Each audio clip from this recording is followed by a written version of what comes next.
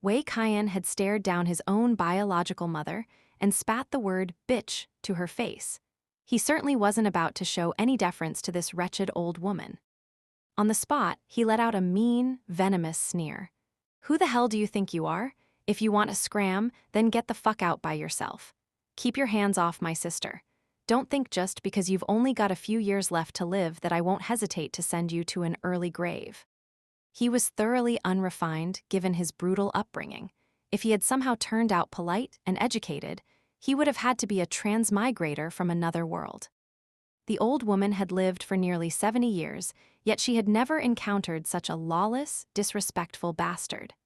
Thanks to a lifetime of hard labor, her health was robust. Otherwise, she would have fainted from sheer rage right then and there. People inevitably become even more monstrous when facing a monster. The old woman threw herself into the classic, shameless theatrics of a hysterical village hag, refusing to show a single shred of weakness. Fine, go ahead. If you've got the balls, beat me to death right here. Just beat me to death. Even if I turn into a ghost, I'll still take my granddaughter away. I'd rather have her live in a chicken coop or a pigsty than let her fall into the hands of a lawless hoodlum like you. Wei Qian glared at her grimly, the lethal malice in his eyes almost substantial. The youth had already filled out into a grown man's physique, sporting broad shoulders and a narrow waist. His bare torso still bore the raw, jagged scars left by street brawls, adding a layer of terrifying hostility to his presence. The old woman instinctively cowered a fraction. Yet she quickly recovered, screaming at the top of her lungs, "You worthless little beast. If you have the nerve to kill me, you're still nothing but a shameless thug. Isn't that all you've got? What else can you do? I don't have many years left to live anyway, so I'm not afraid of you. I don't give a damn." Before the spray of her spittle could even clear her mouth, Wei Qian slammed her against the table with brutal, explosive force. For once, he didn't care about his rigid street pride. He flipped the heavy wooden table entirely, sending Mrs. Song crashing to the floor. The pungent jar of dark lava vinegar shattered, flooding the room with a choking, sour stench. Mrs. Song let out a sharp ouch, landing flat on her backside with 2 cloves of garlic ridiculously lodged in her white hair. Taking a deep breath, she utilized a voice loud enough to be heard for miles, shrieking, "Murder! Murder! The filthy thug is killing someone." Her screech cut off instantly as Wei Qian lunged forward, grabbing her by the collar, his sinewy fingers constricting around her wrinkled throat. The old woman's neck was as fragile as a chicken's, completely swallowed by his massive palm. With nothing but raw, savage strength, Wei Qian hoisted her straight off the floor by her throat, pinning her against the wall. The handsome youth's eyes were swallowed by pitch-black shadows. His face was a mask of glacial stone, but his palms burned hot. He truly meant to strangle this old bitch to death. She couldn't fight back at all, thrashing like a fish flopping on a dry shore, her clipped, jagged nails desperately clawing at the flesh of Wei Qian's forearms. Her face rapidly turned a bruised, suffocating purple. Wei Qian could feel her spine and windpipe grinding beneath his grip. Ever since he dropped out of school, his life had been a lawless blur. The barrier between a street brawl and cold-blooded murder had long since eroded in his volatile blood. In that fleeting second, he genuinely wanted to squeeze the life out of this dead old bitch. Her tongue protruded and her eyes began to roll back. Just then, a piercing girlish shriek shattered the silence from the bedroom doorway. "Brother." The bedroom door had opened unnoticed. Song Lilei and Wei Jiayuan stood frozen on the threshold. Wei Jiayuan's face was hard as flint, while Little Bao's sharp, terrified voice pierced straight through the fog in Wei Qian's brain, snapping the strained tendon of his sanity. He suddenly snapped to reality. He was on the very brink of committing murder in his own home, right in front of the kids. Horrified by his own actions, he released his grip. Mrs. Song collapsed like a sack of wet flour, sliding down the wall onto the floor, choking and wheezing violently for air. Wei Qian held back the weeping Little Bao with one arm, knelt down, and brutally pumped the old woman's chest a few times, pressing hard on her philtrum just like he'd seen on television. It took a long moment before the old woman managed to suck in a breath, coughing with a startling, rattling gasp. As soon as her rolling eyes focused, her voice remained raspy, but her fighting spirit burned as fiercely as ever. Ignoring the fact that she had just escaped the gates of hell, the first thing she did upon regaining consciousness was point a trembling finger at Wei Qian's nose, croaking morosely, "You godforsaken little beast, you son of a bitch." Before Wei Qian could even explode at the insult, Little Bao threw herself headfirst into the old woman's arms, wailing, "Grandma."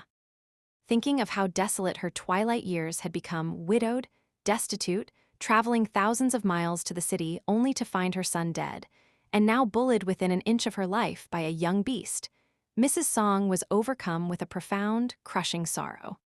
The grandmother and granddaughter clung to each other, weeping bitterly. Wei Qian's expression was numb, his heart felt entirely hollow. He stood beside them, completely at a loss. Finally, he let out a heavy sigh and tentatively reached out a hand to soothe Little Bao's matted hair, only for his arm to be viciously slapped away by Mrs. Song's ferocious strike. The old woman was truly remarkable. Even while howling in ghostly sorrow, it didn't impede her capacity to curse. "Don't touch my granddaughter, you filthy rascal, you murderer. Sooner or later the law will shoot you dead, you'll die a horrible death." For a fleeting second, Wei Qian actually thought she was right. Coming down from the massive shock, his grief and anger suddenly evaporated into a profound, hollow disheartenness. Mrs. Song packed a simple traveling bag and led Little Bao out of the flat. Wei Qian merely leaned against the peeling wall, watching them leave without making a single move to stop them, unable to utter a word. Holding her grandmother's hand, Little Bao followed passively, constantly throwing desperate, lingering glances back at her big brother. His bloodshot eyes were hollow with an all-consuming exhaustion as he watched her drift further and further away. Little Bao thought he would say something, anything, to make her stay, but he remained utterly silent.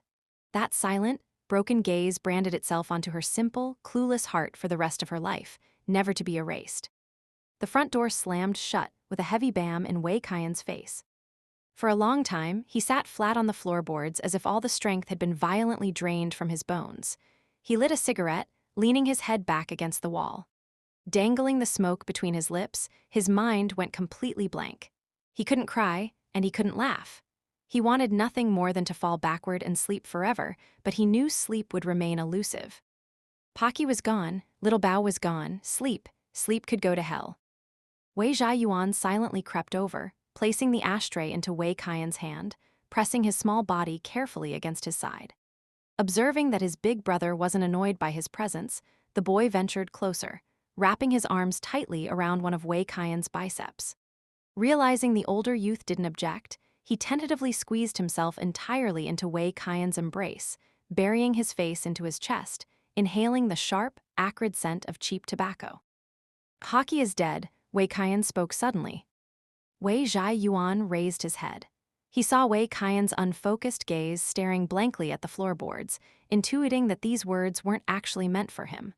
Whenever Wei Qian addressed the two cubs regarding the street brothers, he never called him Pocky. It was always, "Your stuttering brother Pocky." Thus, Wei Yuan possessed the sense to remain silent, listening quietly. Wei Qian pulled the boy a little tighter into his chest, the child's radiating warmth offering a small, indescribable comfort to his frozen body. After that single sentence, Wei Qian's voice died out. He had nothing left to pour out.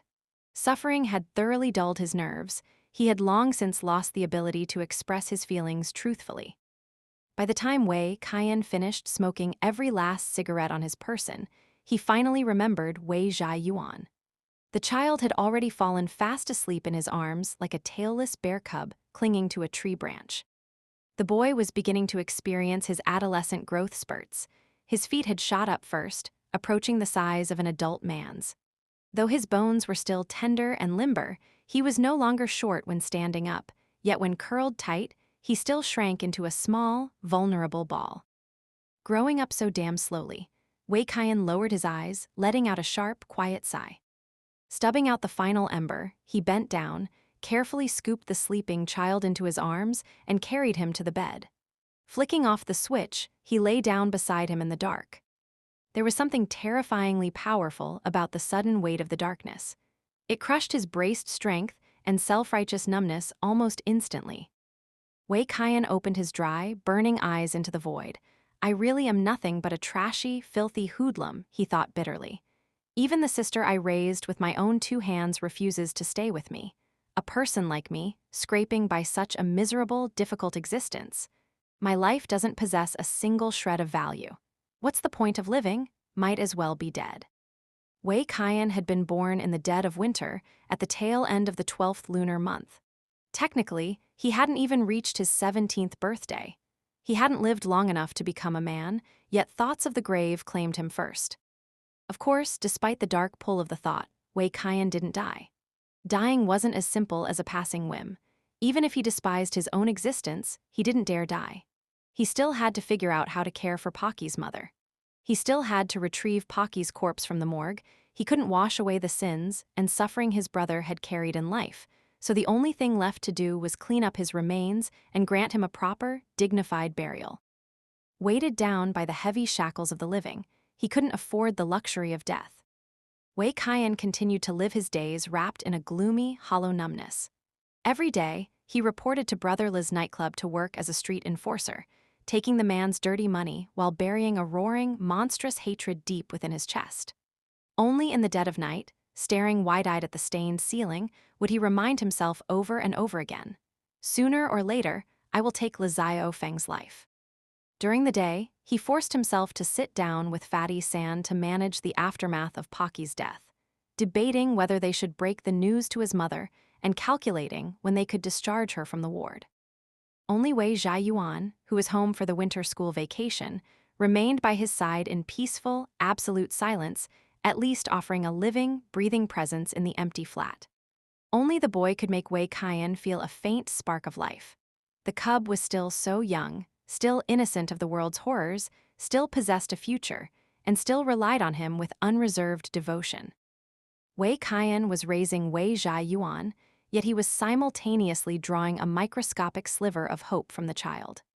For the first time, he deeply understood the profound, heavy weight of the phrase depending on each other for survival. When Fatty San came over, he initially marveled at the quiet flat. After asking why Little Bao and old Mrs. Song weren't there, and subsequently being snapped at like a rabid dog by Wei Qian, he quickly read the room and stopped bringing up her name entirely. For a long time, no one dared utter the name Song Li anywhere near Wei Qian's ears. The atmosphere in the house remained suffocatingly dull for weeks. Wei Qian even began eating perfunctorily, barely consuming enough to survive. Fearing that the youth would starve himself alive, Fatty San began coming over every single day like a masochist, coaxing the kids and cooking meals like a desperate bellhop. He made sure the television set blared entertaining, humorous crosstalk programs 24 hours a day. Unfortunately, the tactics were entirely ineffective. The more cheerful the television became, the colder reality felt. On screen, the legendary crosstalk master Ma San Li was delivering his iconic line, "I'm just pulling your leg," and Fatty San was laughing so hard his shoulders shook and his fat flesh trembled. Wei Qian only curled his lips for a fraction of a second before glancing at Wei Qian. Seeing his big brother's face completely blank, the boy instantly retracted his smile, mimicking the exact same mask of cold indifference. The two brothers, big and small, listened to the comedy routine with the grim expressions of men attending a funeral. Fatty San's laughter grew increasingly isolated, finally dissolving into a dry, awkward chuckle. He helplessly shut his mouth, finding the comedic display entirely tasteless. Wei Qian remained silent for a long moment, lit a cigarette, and turned toward the frosted window. He was constantly shrouded in a heavy, suffocating cloud of tobacco smoke. Fatty San frequently complained that he was turning into a tall, skeletal pipe. And that was precisely when Song Li came back. Wei Qian had genuinely believed he would never see the girl again in this lifetime. When he pulled the door open and saw her standing there, his brain short-circuited for a full 30 seconds. His utter shock manifested as a completely expressionless stare, making Little Bao increasingly anxious. The little girl looked like a criminal awaiting execution, timidly whispering, "Brother." She clutched the straps of her tiny school bag, standing alone on the threshold with her chin pressed against her chest in a posture of deep, profound penitence. Only then did Wei Qian's sanity slowly trickle back. His first instinct was to sweep his gaze across the dark hallway outside, Realizing that the stubborn, wretched old bitch hadn't followed her, it became clear that Little Bao had snaked back all by herself. The dam in his heart finally burst without a care in the world. Wei Qian slowly dropped into a half-squat, bringing his gaze level with the girl's. Reaching out, his trembling hands gripped her tiny, thin shoulders. He opened his mouth to speak. How did you get back? He tried his absolute best to maintain his tough, indifferent facade, but he still couldn't manage to finish the sentence in one go. His voice cracked violently in the middle, forcing him to clear his throat and drag out his words, which inadvertently made the question sound incredibly gentle. Little Bao's eyes welled with tears. I missed you, brother. Wei Qian quietly lowered his head. In a space where she couldn't see, he gently closed his eyes. In that singular, breathtaking second, the little girl's words textually hauled him out of the suffocating swamp of his own mind. He discovered that the dark, suicidal thoughts that had constantly hovered around his head had miraculously vanished into thin air. He didn't know how to express the violent upheaval of emotions within his chest. Should he pull her into a tight embrace or weep openly alongside her? Wei Qian didn't think himself capable of either, so he merely stood up in silence, offering a clipped, flat. He couldn't seem to formulate anything else. He pulled the door wider to let her in, and seeing her frozen in trepidation, he remembered to add, "Get inside, then." Little Bao knew she was a traitor. She hadn't expected her big brother to still want her, and her entire soul felt deeply, profoundly flattered. She walked in with hesitant, tiptoeing steps, letting out a massive sigh of relief as if granted a royal amnesty. Yet, seeing her big brother's seemingly indifferent attitude, a surge of pure, childish happiness flooded her heart. Operating on her simple logic, she was merely glad she had sneaked back in time. Perhaps if she had waited 2 more days, her brother truly would have decided he didn't want her anymore. Approaching Wei Qian, she was immediately blasted by the sharp, pungent reek of stale tobacco. She had always despised the smell, and she couldn't help but pinch her nose, but she didn't dare utter a single complaint. She was terrified her big brother would change his mind and kick her back out into the snow. Wei Qian, however, caught the subtle gesture keenly. He bent down, pulled a fresh set of clothes from the wooden wardrobe, and turned to Fatty San. Is there any fried rice left in the wok? Scoop a bowl for her. Fatty San watched their interaction with a quiet, knowing look. Letting out a soft sigh, he waved Little Bao over, kindly stroking her matted hair. He shot a glance at Wei Qian, asking casually, "What are you doing?" Wei Qian, taking a shower. Fatty San, it's nowhere near bedtime, why the hell are you washing now? Besides, did you even boil the water? Wei Qian, no, using cold water. Fatty San, a cold shower in the dead of winter. Are you losing your goddamn mind? Wei Qian shoved him out of the way with the bundle of clothes in his hand. At the speed of light, he broke out of his walking corpse state, resuming his usual domineering, asshole persona. I felt like it. What are you clucking around for like an old hen? You trying to lay an egg? Fatty San. Fatty San realized that with his simple brain and smooth-as-an-egg cerebral cortex, he really couldn't keep up with Master Wei's erratic train of thought. In truth, Wei Qian's logic wasn't complicated at all. He was simply terrified that the foul stench of tobacco clinging to his skin would choke his little sister. Furthermore, he had just experienced a moment of pure disbelief that left his brain completely fried. Little Bao was his flesh and blood. In this wretched world, she represented the tiny, remaining fraction of blood that connected him to life. He had raised her from the time she wasn't even as long as his forearm, nurturing her until she reached this age. How deep that affection ran, he couldn't even articulate to himself at times. She felt less like a little sister and more like his own daughter. Little Bao was practically the sole anchor of his entire childhood and teenage years. Even if Wei Qian had to sacrifice his own life to the streets, he could never abandon her. Even if Songli Li was a smelly, turncoat girl who only cared about hot food. Standing beneath the freezing spray of the cold water, his body turning numb from the chill, Wei Qian thought to himself, how cheap am I? Back in the living room, Little Bao looked at Wei Yuan expectantly, whispering, second brother. Wei Yuan found the very sight of her utterly irritating.